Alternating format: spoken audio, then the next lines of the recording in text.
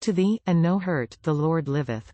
But if I say thus unto the young man, Behold, the arrows beyond thee, go thy way, for the Lord hath sent thee away. And the matter which thou and I have spoken of, behold, the Lord between thee and me forever. So David hid himself in the field, and when the new moon was come, the king sat him down to eat meat.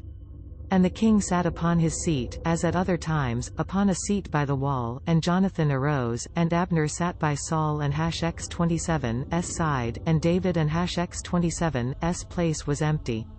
Nevertheless Saul spake not anything that day, for he thought, Something hath befallen him, he not clean, surely he not clean. And it came to pass on the morrow, the 2nd of the month, that David and Hash 27's place was empty, and Saul said unto Jonathan his son, Wherefore cometh not the son of Jesse to meat, neither yesterday, nor today?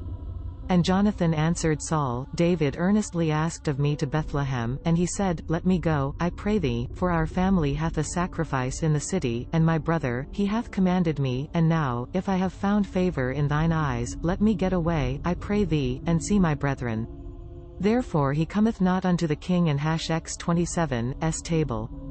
Then Saul and Hash 27's anger was kindled against Jonathan, and he said unto him, Thou son of the perverse rebellious, do not I know that thou hast chosen the son of Jesse to thine own confusion, and unto the confusion of thy mother and Hash 27's nakedness?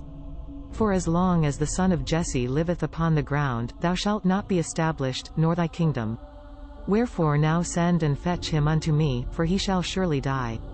And Jonathan answered Saul his father, and said unto him, Wherefore shall he be slain? What hath he done? And Saul cast a javelin at him to smite him, whereby Jonathan knew that it was determined of his father to slay David. So Jonathan arose from the table in fierce anger, and did eat no meat the 2nd day of the month, for he was grieved for David, because his father had done him shame. And it came to pass in the morning, that Jonathan went out into the field at the time appointed with David, and a little lad with him. And he said unto his lad, Run, find out now the arrows which I shoot. As the lad ran, he shot an arrow beyond him.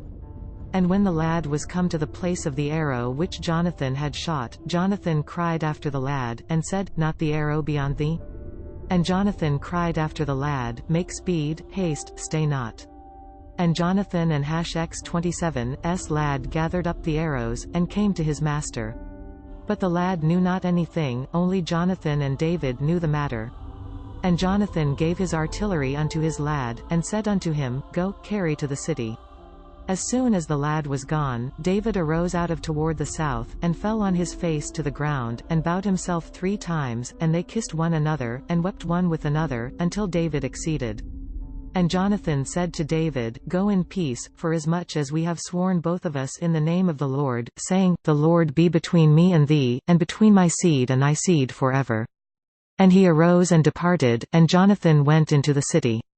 This content was provided by angelotricarico.com. Subscribe to the channel for more stories.